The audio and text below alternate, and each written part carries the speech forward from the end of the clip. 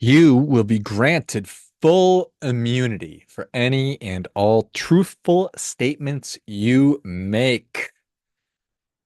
And from there, Vic Mackey, the protagonist slash anti-hero from the TV series The Shield, proceeds to coldly and pathologically spill his guts, much to the dismay of the other law enforcement officers with which Vic made a deal for immunity, but they didn't know what they were getting themselves into with Vic Mackey. They had not seen the previous however many seasons that Vic had or the Shield had been on, like we had.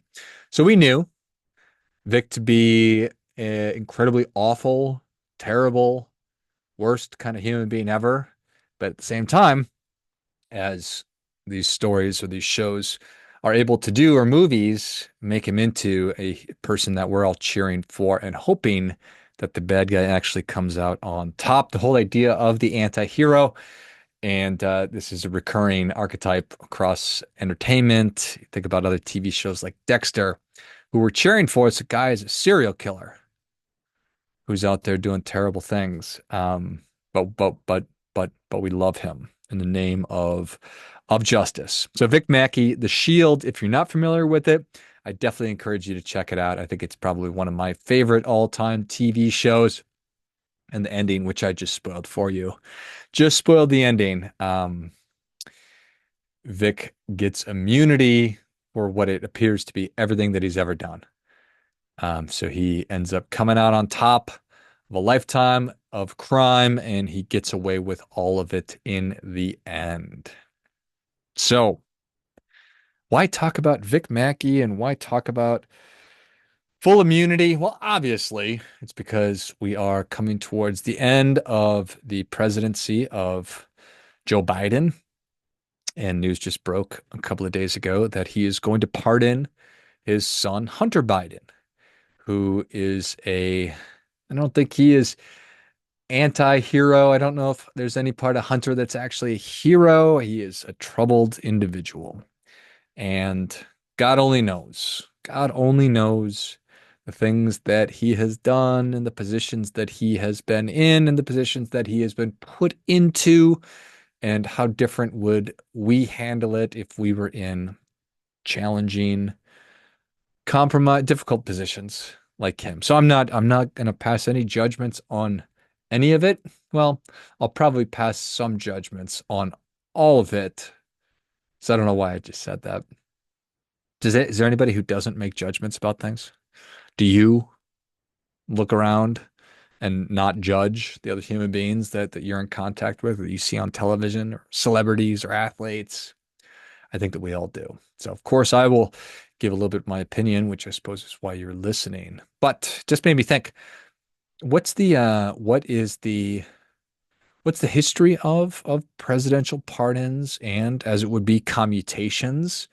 How often does this happen? How frequent is it? What are some of the more high profile historical pardons, commutations that have taken place? So I wanted to go through that a little bit with you and maybe provide some context and to attempt to humanize what can be a very, very unhuman, non-human experience of seeing a family on television every day, and a family that had been in politics for Joe's entire life. Literally, he's been a senator for a really long time. Then obviously he was vice president for 8 years, and now he's wrapping up his presidency. So extraordinary. And we do forget or just don't focus on the reality that these are regular human beings and their sons and their brothers and husbands and all of it, dads, all of these things. So these dynamics exist. Dynamics exist not unlike the dynamics between you and your friends and your loved ones and the people that you're doing business with and attempting to get things done with. So it's just very interesting. So let's get into it. A pardon and a commutation are both forms of the executive clemency. So it simply means clemency means that we're absolving people of their wrongdoings. But they serve different purposes, getting back to commutations and pardons, and have distinct effects. So the technical definition of a pardon is an official forgiveness for a crime, removing the legal consequences of the conviction, effectively erasing the offense. So we're forgiving it. We are removing the conviction, so erasing the offense. The impact is that while a pardon restores the civil rights, like the right to vote or hold public office, it doesn't imply innocence. It merely forgives the offense. A pardon is typically granted after the individual has completed their sentence, though it can be issued at any time. So here's an example is that President Gerald Ford pardoned Nixon after the Watergate scandal to prevent a trial. So instead of having Nixon go through a very public trial and figure out if he was guilty or innocent, President Ford at that time, for whatever reasons, made the decision that let's just go ahead and forego this, and I'm going to pardon uh, Vice or President Nixon. A commutation is something that reduces a criminal sentence either in length or severity, but does not erase the conviction. So it does not restore the civil rights or imply forgiveness. It only modifies the punishment. So, for example, a death sentence might be commuted to life in prison. These are often granted to those currently serving a sentence, especially if they demonstrate good behavior and meet specific criteria. So there you go. Let's talk about some pretty popular examples of that. President Obama commuted Chelsea Manning's 35-year prison sentence, allowing her early release. So there you go. I think that gives enough sort of clarity or context around what those two things are. To give you an idea, the past 5 United States presidents, Joe Biden, before this had happened, he had actually issued a pretty small number of pardons, but he did issue a mass pardon for federal marijuana possession offenses that have benefited thousands of people.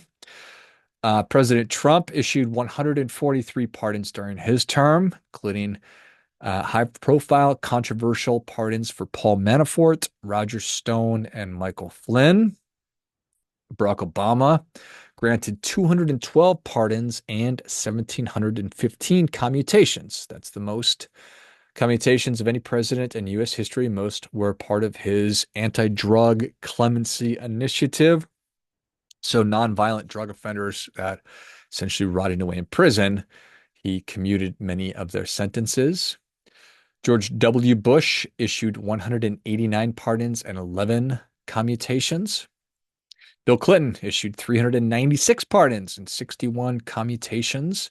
He he had a lot of controversial ones. One of the biggest ones, which he did on the last day of office, was pardoning Mark Rich, who was a financier. You can Google Mark Rich and find out some of the stuff that he had going on.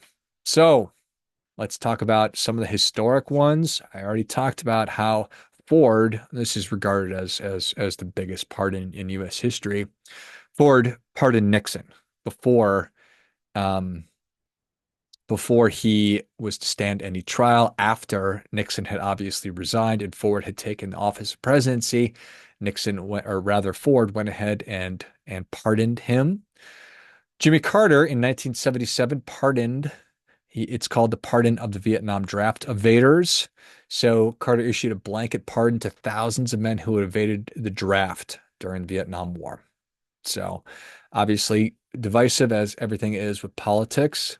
I mentioned Clinton pardoning Mark Rich on his last day of office.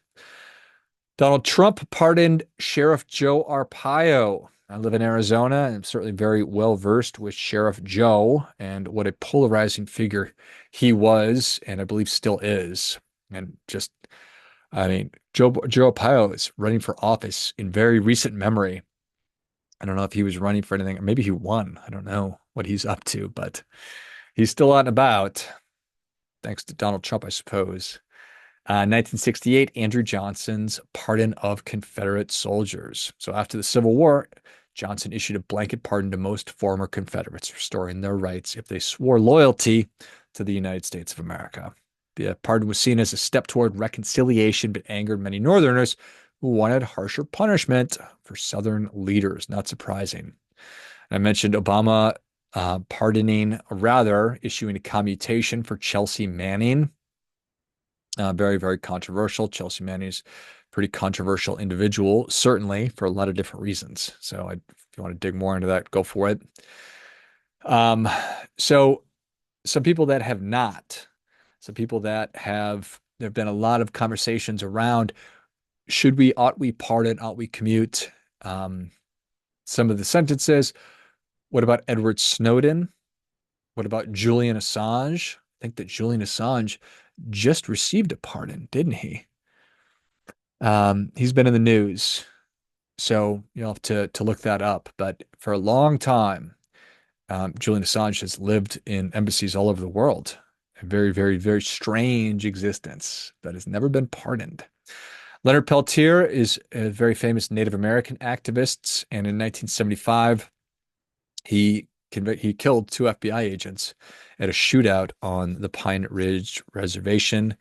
He has maintained his innocence the entire time, but that's what he was convicted of. But still have not pardoned him. And there are certainly a lot of others, but those are a handful that really stand out. So, what do you think? What do you think about Joe Biden pardoning Hunter Biden? How would he not? How would he not do that? I think it'd be ridiculous if he did not do that. Back in my head, I always thought that the incoming president, whoever it might have been, Kamala Harris or Donald Trump, turns out it's Donald Trump, that he or she would have pardoned Hunter. That's what I thought. Sort of a professional courtesy kind of a thing. Now, if you're Joe Biden and your son is facing a lot of scrutiny and a lot of potential charges, he's certainly facing already, and I think he's been convicted or is on trial for a handful. Um, what would you do? Would you wait and just be hopeful that the incoming administration pardons your son? Or would you be proactive and say, you know what, I'm just going to go ahead and go do this? Now, as with everything, we're going to split lots of hairs. You say, well, the context, or rather the details of this pardon are interesting. They're interesting. It went back something like 11 years and a handful of days or something like that. So, as with everything, there's lots of sides to every story, and we have no idea, and probably never will know the extent of any um, that Hunter may have engaged in beyond what we know. So that just is what it is. But again, would you do anything other? And I would. I would 100% pardon my son. So I can tell you that definitively. If I'm in a position to do that, I would have. So I certainly don't begrudge him that. And I'd be curious to hear the other perspective, the other side of that. I certainly have a deep appreciation for justice, and it's one of my core values. So I'm opposed to it from that perspective. But what I'm talking about here is from the perspective of if I were in his shoes, what would I do? So let me know what you think. Be curious. Dig into some of those pardons. Check out The Shield. It's quite a show, even if you know a little bit about what happens at the end. It's quite a ride. So I think pretty groundbreaking in a lot of ways. And Vic Mackey is an all-time great character, even though it's an all-time awful character. Michael Chiklis, what a masterful job, and some wonderful other, not the term cameos, but supporting actors and actresses in a wonderful show. So check that out and make up your own mind on all this kind of stuff, on what's the right thing to do, what's the wrong thing to do, and what's the humane, familial thing to do. Maybe that's how we close that up. So, as always, do your part by doing your best.